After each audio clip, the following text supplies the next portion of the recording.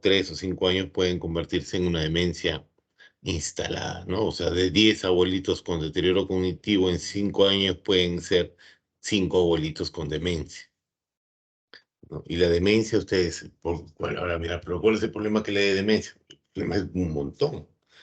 El problema es crítico, sobre todo en nuestra sociedad, ¿no? Donde uno no tenemos conciencia de la enfermedad, no tenemos todo el soporte social, familiar, de los servicios de salud para este tipo de pacientes, ¿no? Cuando se tiene un paciente demenciado, la dinámica familiar cambia por completo, se ve alterada por completo. Entonces, es un problema de salud pública. Es un problema de salud pública que lo tenemos en este momento, pero que las instituciones o los encargados no la, no la toman en cuenta, ¿no? Pero es un gran problema. ¿Se ve la presentación? Sí, doctor. Doctor.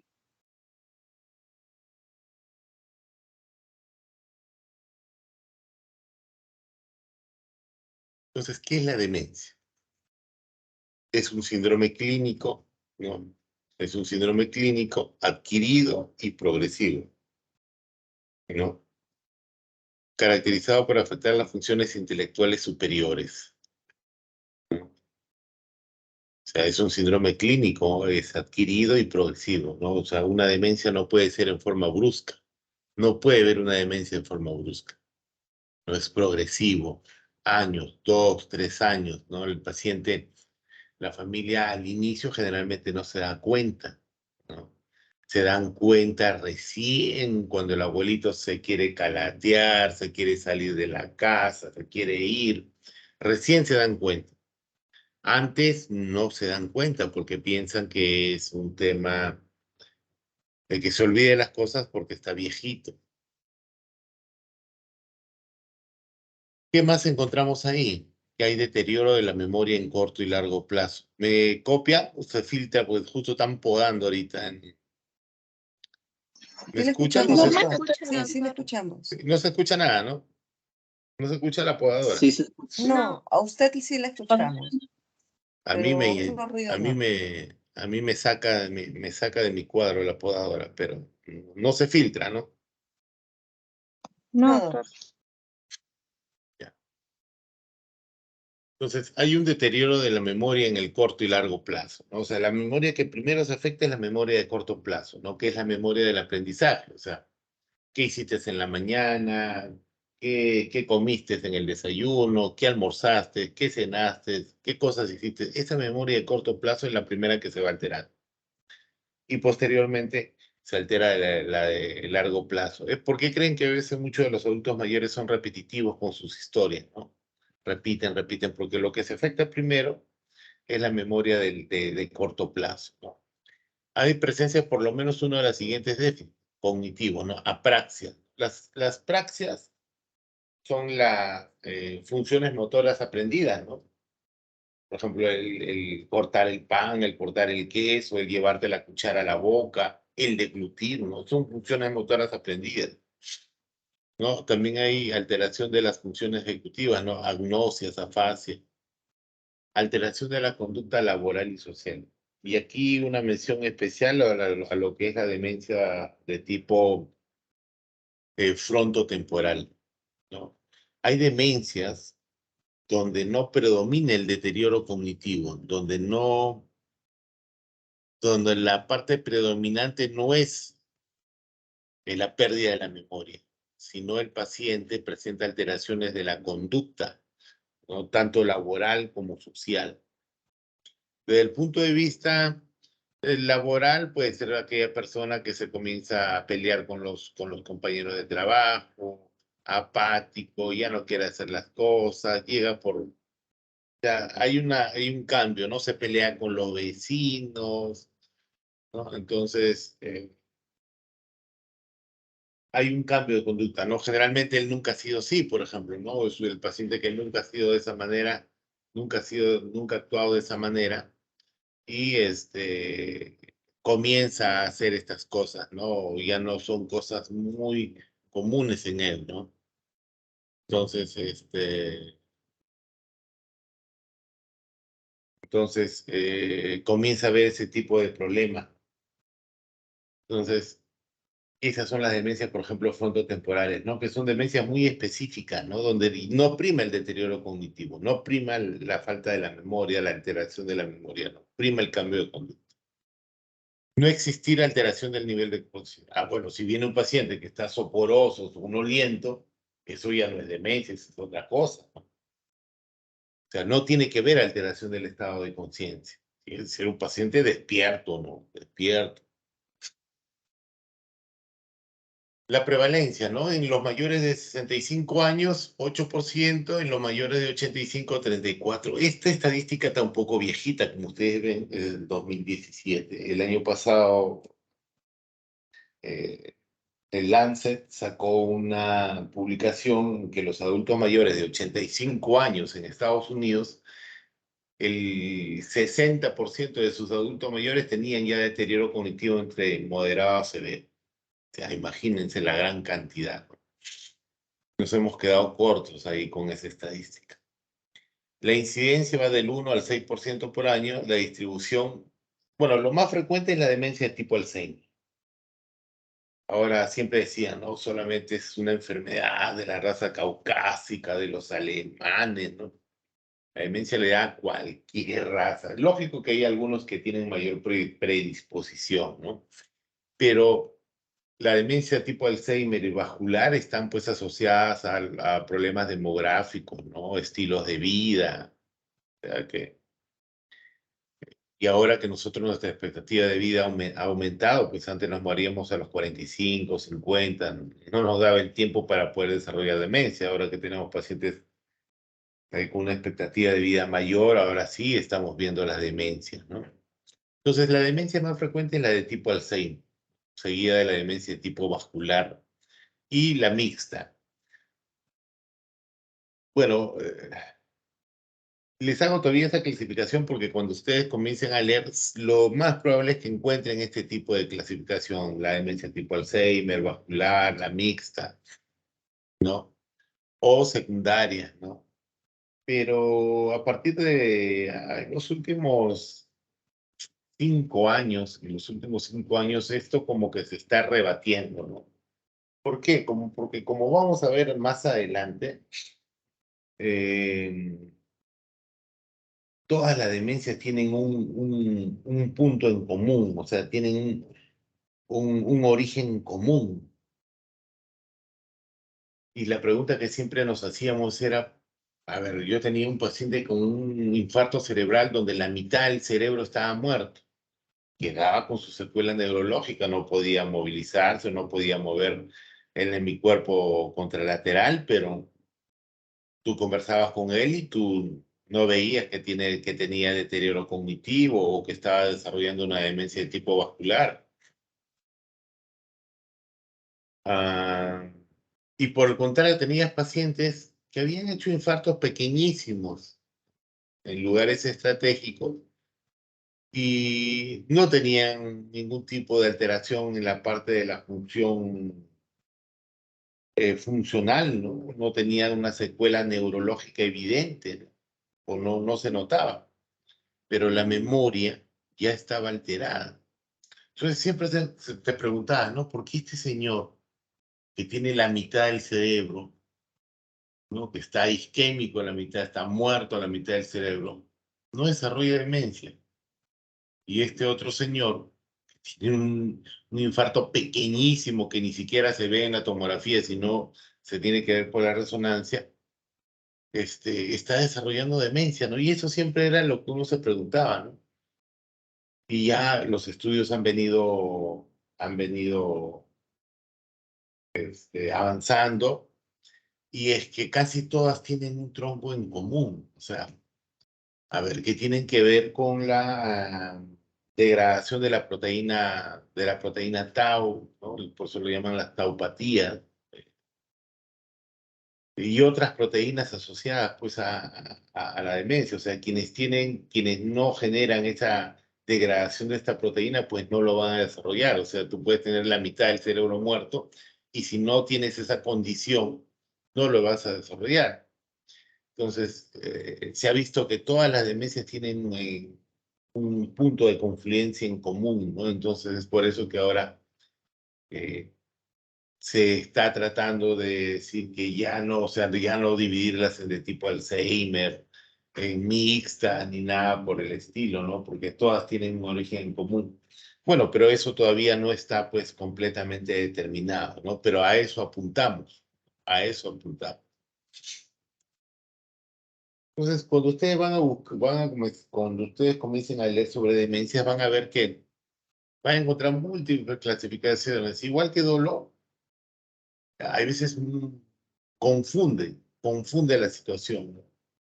Confunde más la situación en vez de mejorarla. Algún segundo.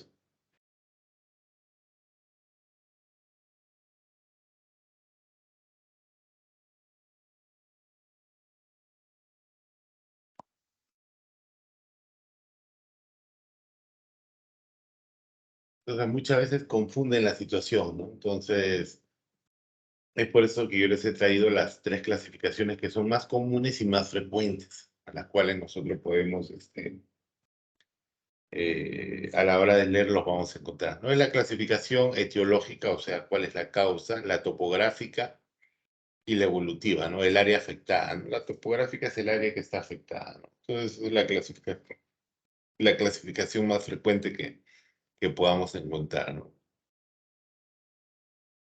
Entonces, cuando hablamos de etiología, hablamos de las demencias de tipo degenerativa, las demencias de tipo vasculares y las demencias secundarias, ¿no?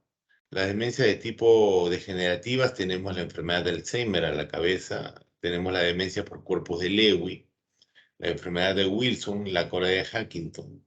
Y dentro de las demencias vasculares tenemos los infartos múltiples o únicos, la enfermedad de pequeños vasos, las hemorragias, la hipoperfusión. La hipoperfusión en pacientes que han hecho, por ejemplo, hipotensiones sostenidas o en pacientes que han hecho choque hipovolémico o infarto de miocardio, ¿no? Y han recibido RCP y se queda con una lesión neurológica, ¿no?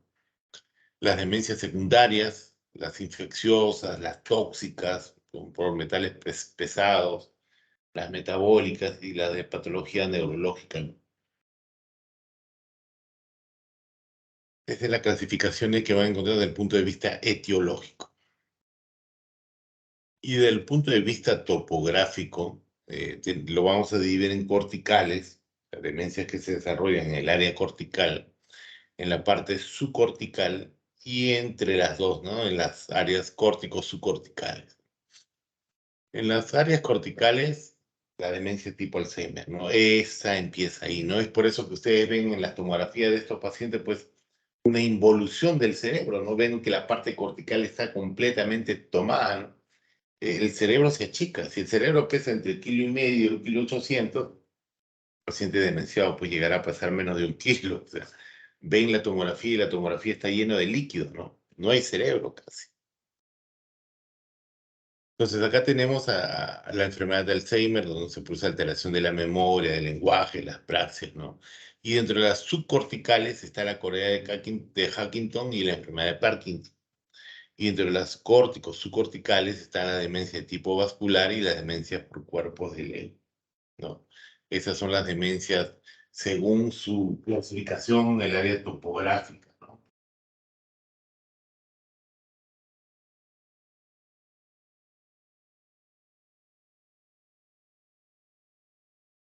No sé si hay alguna pregunta más. ¿Alguna pregunta hasta ahí? Y estas son la clasificación evolutiva, que yo le he puesto, pero no estoy de acuerdo en su clasificación, porque cuando hablamos de demencias, ninguna demencia es reversible. No existe demencia reversible, todas las demencias son irreversibles. Pero acá la han clasificado como demencias reversibles. Pero estas no son demencias, pues, ¿no? Estas son cuadros que te producen deterioro cognitivo, como les dije, ¿no? La hidrocefalia normotensiva, el hipotiroidismo, el déficit de vitamina B12, las encefalopatías infecciosas, el hematoma subdural crónico, ¿no? Esto te produce, sí, deterioro cognitivo, pero no es una demencia. Pero ahí lo han clasificado como demencia reversible. Desde ya eso creo que está mal porque ninguna demencia es reversible. Pero bueno, lo pongo ahí para que ustedes tengan conocimiento que cuando empiecen a leer van a encontrar este tipo de clasificaciones. Y las demencias de tipo irreversibles, que sí es la demencia tipo Alzheimer y la de tipo vascular. ¿Alguna pregunta?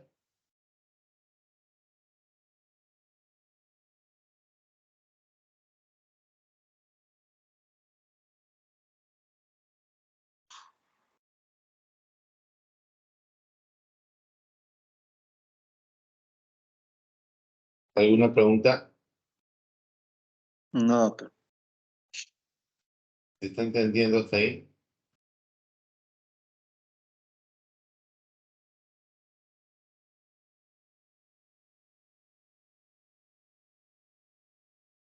No hay ninguna pregunta, ¿no?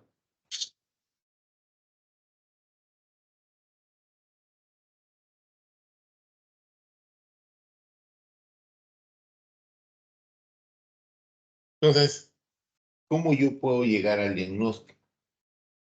¿Cómo nosotros llegamos al diagnóstico? Como todo en medicina, la historia clínica es lo principal. No existe otra manera. No hay otra manera.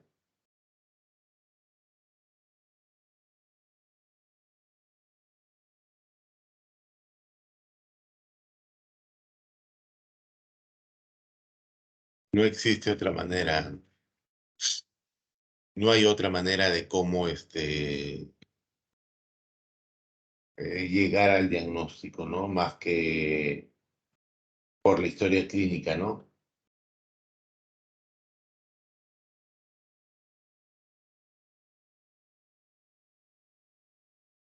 Eh, Cuando nosotros vamos a hacer la historia clínica del paciente con demencia o que tiene deterioro cognitivo inicialmente, no sabemos si es una demencia o no cuando tiene deterioro cognitivo, la duración de los síntomas y su progresión. Si me dicen que que empezó a olvidarse las cosas, cuando ya tú comienzas a profundizar y dices, pero ¿desde cuándo te diste cuenta que de repente se olvidó? Ah, se olvidaba dónde dejaba su dinero, dónde guardaba su dinero, dónde dejaba el celular o la llave de las casas. La familia te dice, ah, sí, doctor, hace como 2 años ya, pensándolo bien, doctor, hace como 2 años, sí, se olvidaba algunas cositas, a veces dejaba la llave de la casa dentro del frigidero, una vez se olvidó la llave dentro del frigidero, una vez se olvidó la llave prendida ahí en la calle. Entonces, ¿no? Ya te vas dando cuenta que no, o sea, que no es una cosa aguda, ¿no? Si te dicen, no, doctor, está completamente bien, hace 2 semanas, 3 semanas, eso, primero habríamos que explorar exactamente, explorar muy bien con la familia o explorar con el cuidador principal para ver si es real, porque la gran mayoría también de los familiares te dicen, no, a veces va pues a la consulta o va a la emergencia un familiar con el que no vive, ¿no? Va el hijo que está desocupado, ¿no? Y el que vive con él y el que sabe realmente las cosas no va, ¿no? Entonces, eso genera gran dificultad porque el hijo que no vive con él dice, no, doctor, él tiene muy buena memoria, está bien. Yo le he visitado hace una semana y estaba completamente bien, hemos conversado. Ah, entonces, a veces te lleva por otro camino, ¿no? Entonces, lo ideal es conversar siempre con el cuidador principal, ¿no? Con la persona que vive.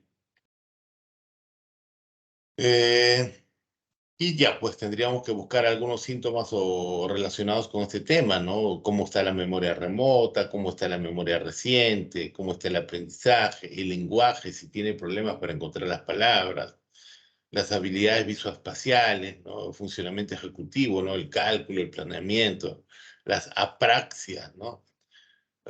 Lo que le decía, ¿no? Las actividades motoras aprendidas, ¿no? A veces se ven afectadas, no puede cortar el pan, no puede untar la mantequilla.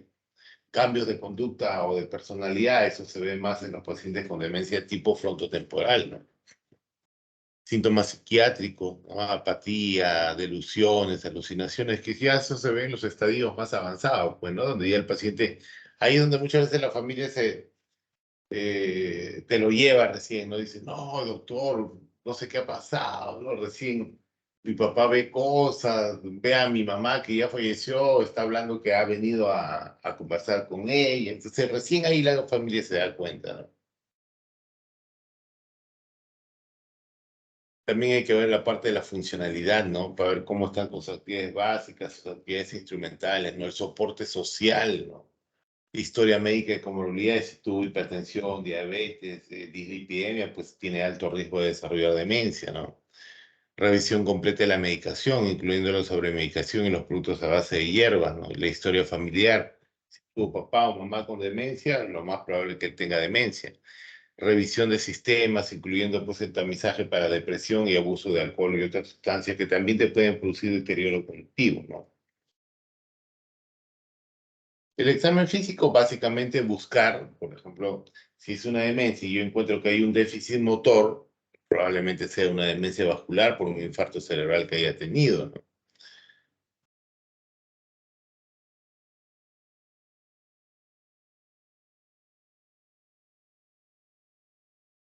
Pero, ¿cuáles son los test de tamizaje que yo, los test de tamizaje eh, que se hacen para estos pacientes, ¿no? Eh, Son muy controversiales, como dicen en el slide, son muy controversiales.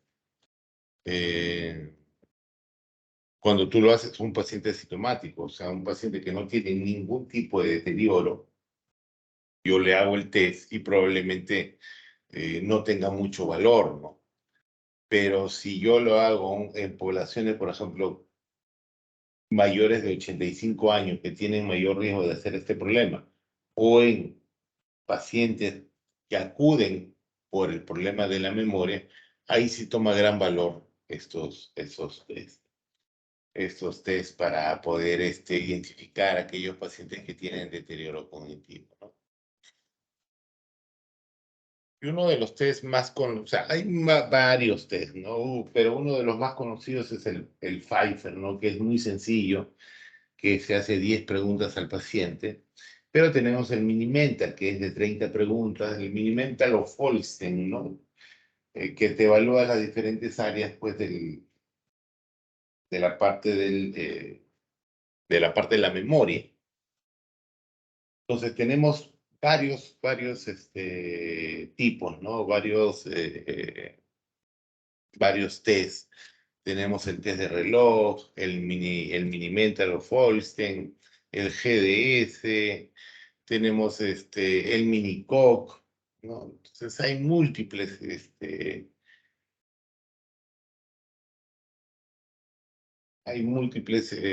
test para poder ayudarnos y determinar si el paciente tiene deterioro cognitivo o no. Acuérdate que estos test solamente me dicen si el paciente tiene deterioro cognitivo, que puede ser leve, moderado, severo, ¿no? No me dice más, no me dice más cosas, ¿no? Básicamente me dice eso, que debe, si tiene o no.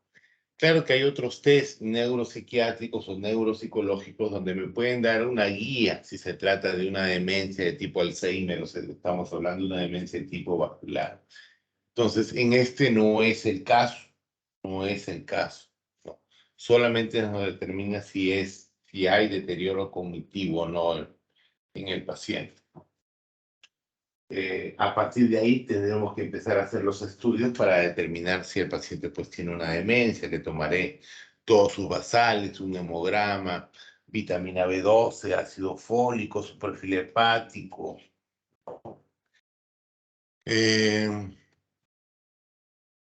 Y toda la batería que se utiliza para ver demencia, pues no más su tomografía para ver si hay algún tipo de infarto cerebral o hemorragia que haya dejado una huella ahí en el cerebro para poder definir si el paciente tiene o no una demencia. Algunos no tienen, ¿no? Entonces hay veces se acaba pues tomando hasta una resonancia, midiendo la volumetría hipocampal, ¿no? Porque lo primero que disminuye es el tamaño del hipocampo en la demencia, por ejemplo, tipo Alzheimer. Ahora pues ya es mucho más avanzado, antes era más dificultoso, ¿no? Ahora se hace resonancia con espectroscopía, ¿no? Entonces ahí se puede determinar con mucho más claridad si el paciente tiene una demencia tipo Alzheimer o no. Anteriormente era mucho más dificultoso, mucho más dificultoso.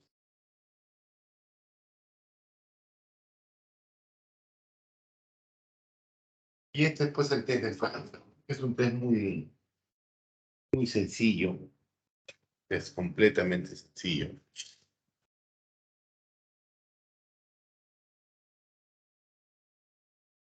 Por ejemplo, pregunta cuál es la fecha de hoy, qué día de la semana estamos, en qué lugar estamos, cuál es el número de su teléfono, si no tiene número, la dirección de su casa, cuántos años tiene, dónde nació, cuál es el nombre del presidente del Perú, cuál es el nombre del anterior presidente, ¿no? El primer apellido de su mamá, que haga una resta. Parece una cosa sencilla, pero cuando tú tienes un paciente con deterioro cognitivo, no puede realizar esa actividad el paciente, no lo puede hacer.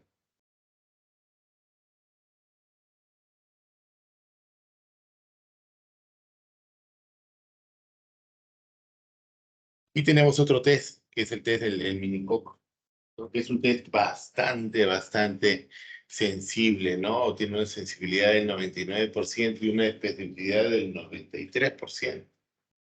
¿No? ¿Qué hace? Este es asociado a, a la prueba del test de reloj, le asocias una prueba que se llama de rememorar palabras, ¿no?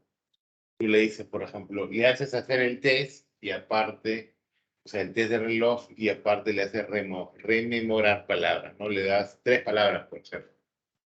Le dices lapicero, bordador, papel, ¿no? Y sigues conversando con él y a los 5 o 10 minutos le vuelves a preguntar si se acuerda de las palabras. Entonces, ese test combinado, ayuda bastante y tiene una sensibilidad y una especificidad bastante alta, como ustedes ven.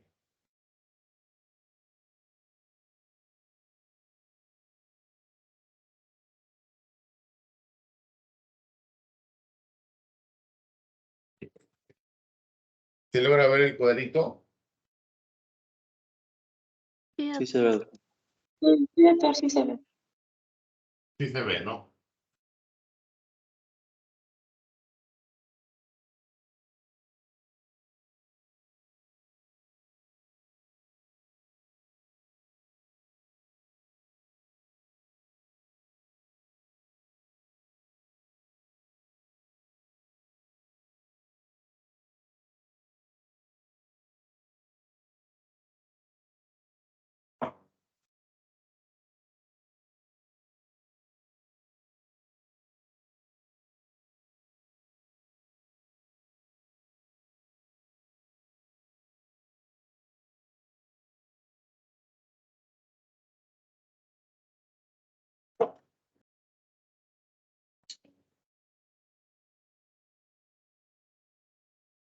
A ver,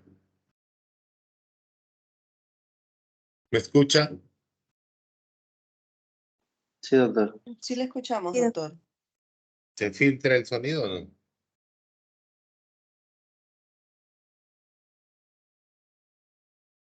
No, no se filtra, doctor. Sí le escuchamos a usted.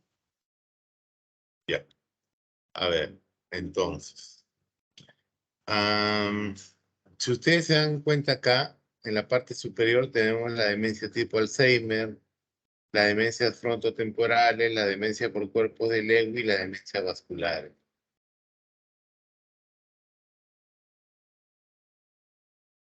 Vean los factores genéticos asociados. Miren, ¿ah?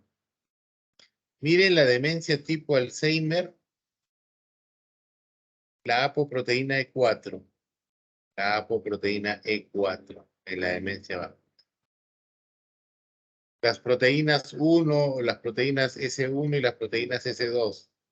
Proteínas S1, S2 en la demencia por cuerpo de Lewy, ¿no?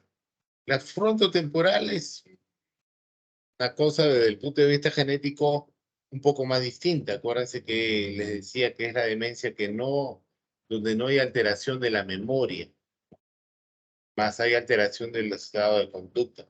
Pero si nos vamos a las proteínas involucradas, miren, en la enfermedad de Alzheimer está relacionada con las proteínas, con el beta amiloide y la proteína tau. Frontotemporal también tiene que ver con la proteína tau, ¿no? La demencia vascular con el beta amiloide, ¿no? Entonces, eso es lo que proponen ahora, ¿no? O sea, ya no tener tanta división de demencia vascular, mixta, degenerativa, porque todas generalmente tienen un tronco común. No podrá haber pues una o dos divisiones como máximo, pero ya no tantas divisiones como encontramos como inicialmente pues la encontramos. Es por ese motivo, ¿ya?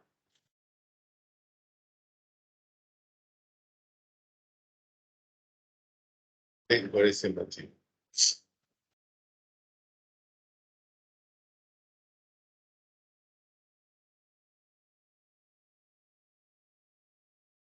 Entonces también miren, por ejemplo, los factores de riesgo en la demencia de tipo Alzheimer, ¿no?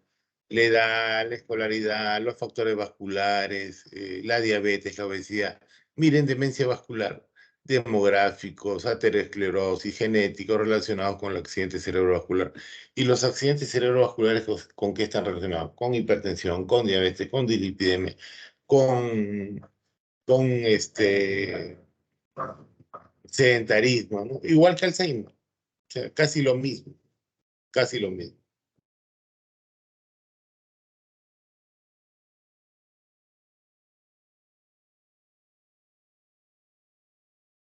Muy bien. ¿Alguna pregunta hasta ahí?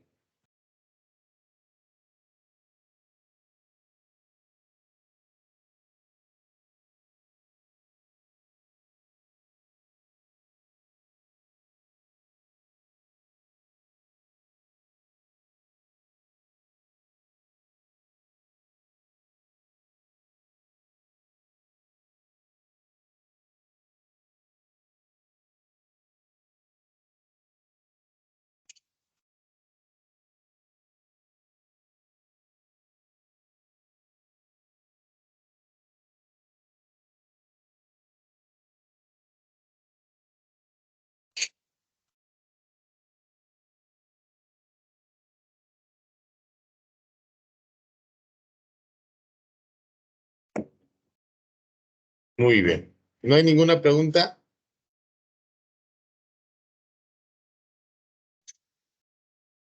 No, doctor. ¿Seguros? ¿Completamente seguros?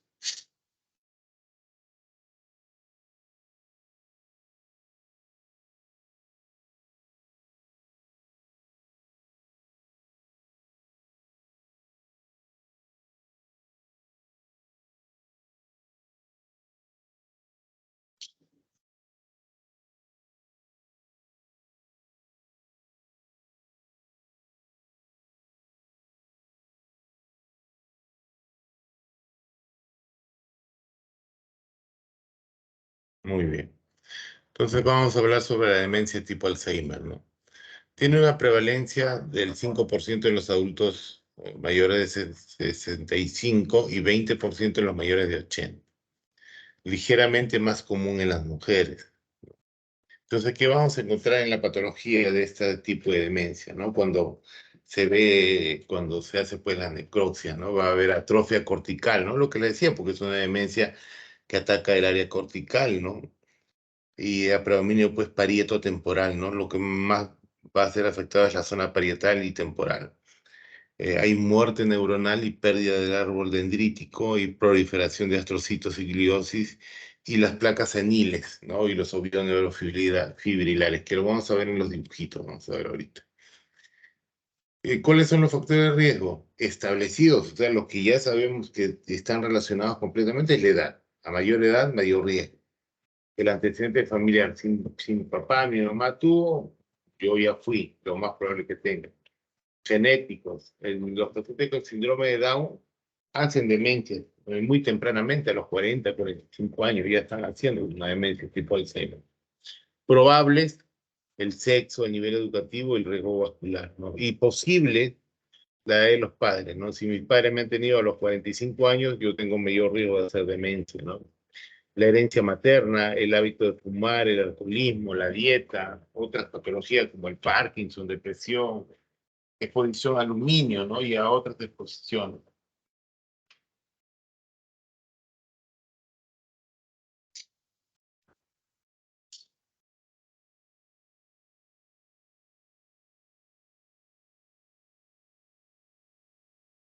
Este es, por ejemplo, un cerebro, ¿no? De un paciente, por ejemplo, normal, ¿no? Vean las convoluciones, vean los surcos, cómo ocupan todo el espacio, ¿no? Y miren el ventrículo, pero miren un paciente demenciado con tipo Alzheimer.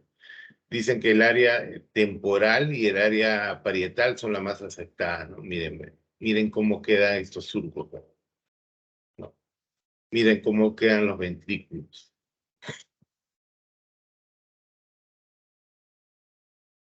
Esto es para ver, por ejemplo, la degradación de la proteína tau y el beta amiloide, ¿no? Miren, esta es unas neuronas normales, ¿no? Pero miren acá los ovíos neurofibrilares, intraneuronal y las placas de amiloide,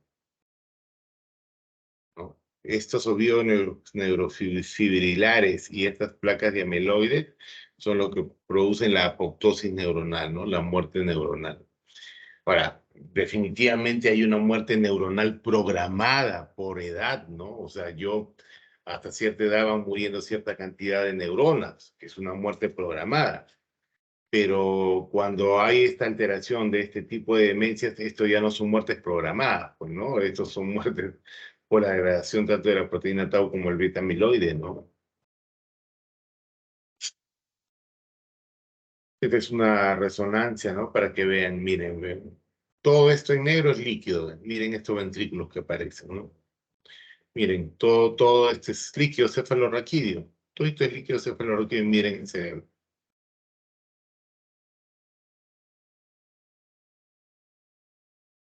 Y algo con respecto a la demencia de multiinfarto, ¿no? A la demencia vascular.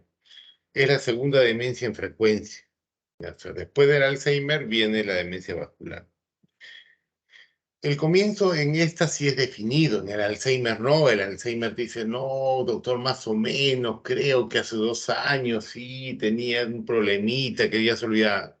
Acá no, en la demencia vascular la familia te dice, doctor, después que le dio su hemorragia cerebral, o después que le dio su infarto, o después que se golpeó la cabeza, nos hemos dado cuenta que su memoria está fallando, ¿no? Por eso que el comienzo a veces es definido, ¿no? Y a veces es brusco.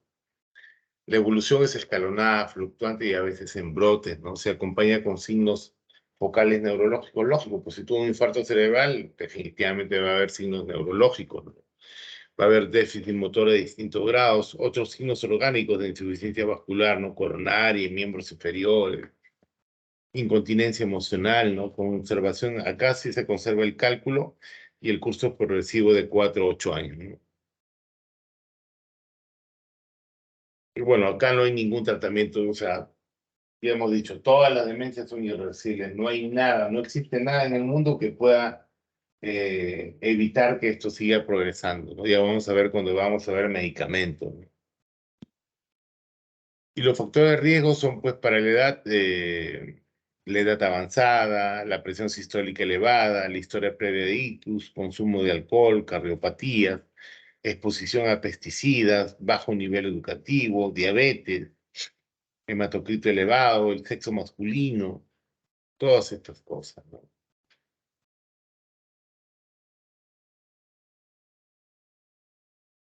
Y una demencia tipo multiinfarto, ¿no? Miren, la lesión del infarto es una hipodensa, ¿no?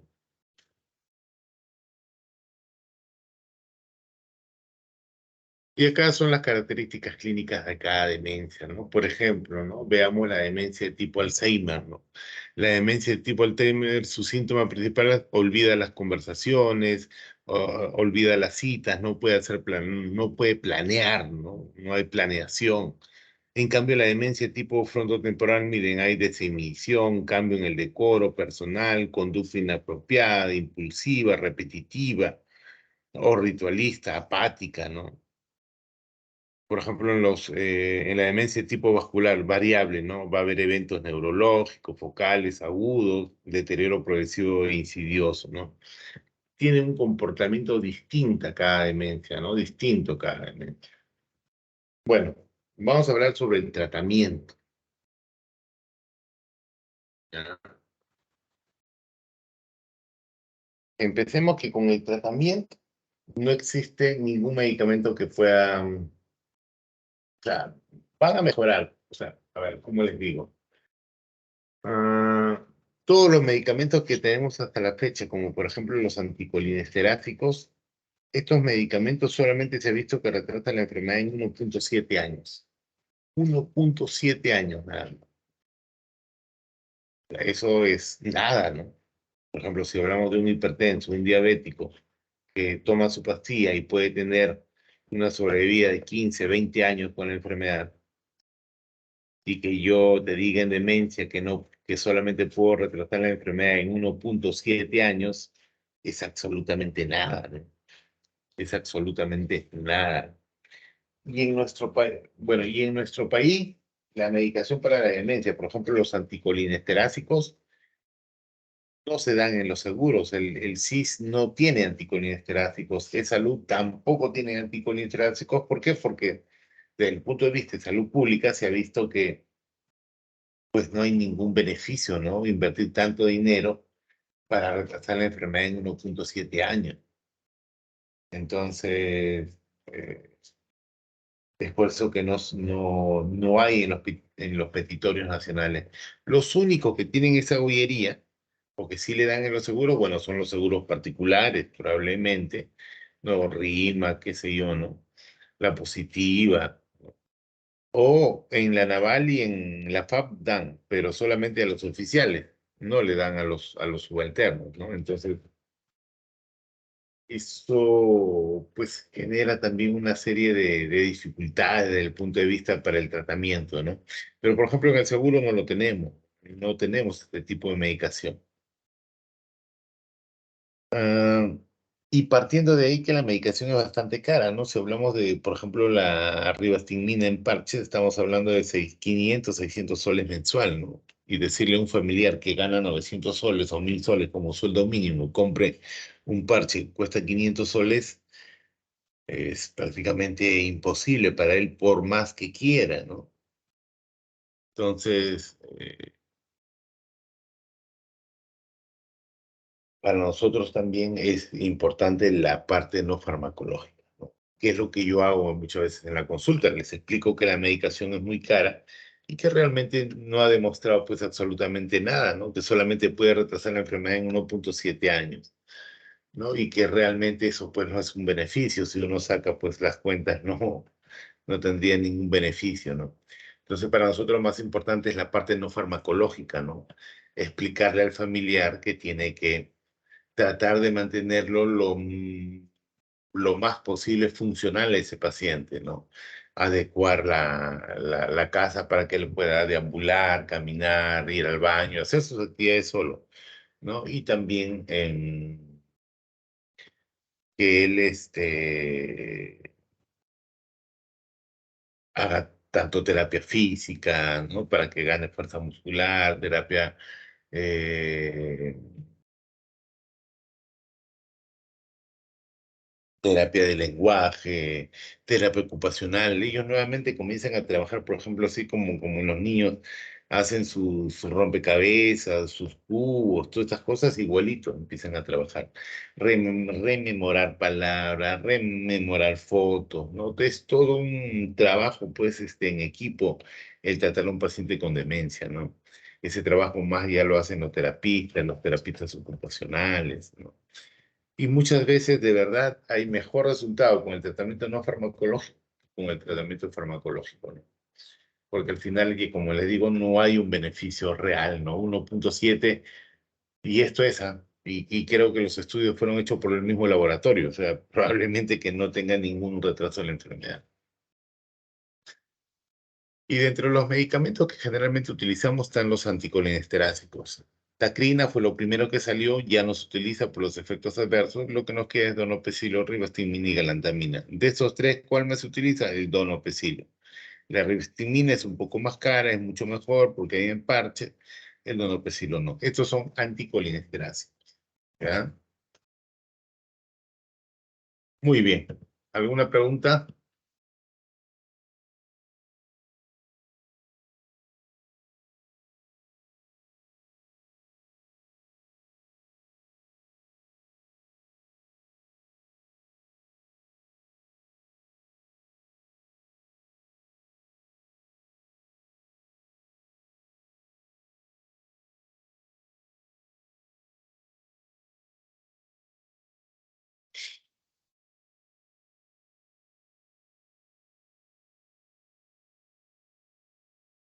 Doctor, de los tipos de demencia de los que hemos hablado, ¿cuál es el que es más difícil de tratar?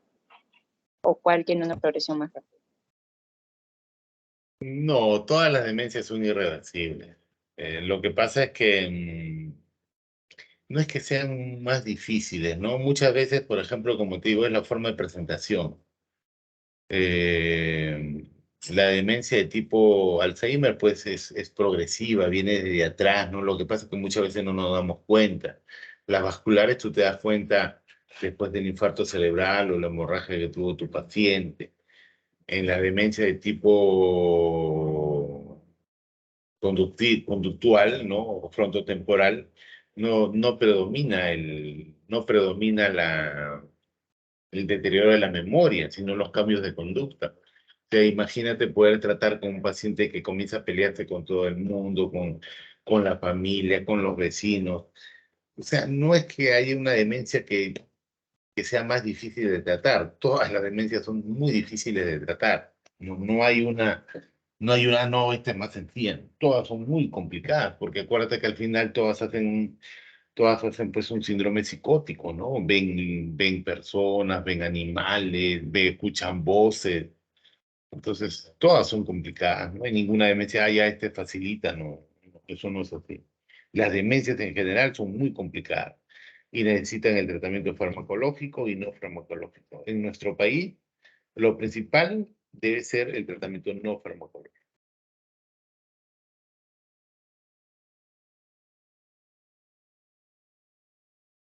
¿Alguna otra pregunta?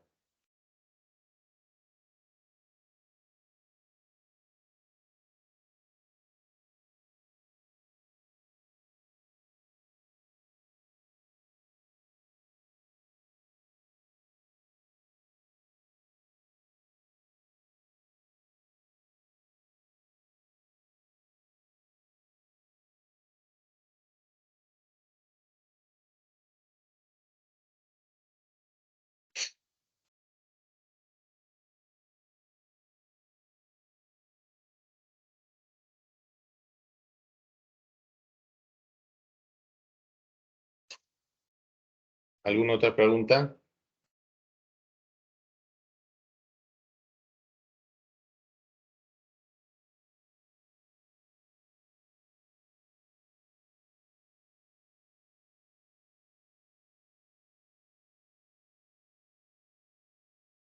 Doctor, parece que ya no hubiese más preguntas, doctor, ha quedado claro. Bien, muy bien. ¿Hay seminario? Sí, Sí, doctor, el doctor. seminario de polifarmacia. Bien.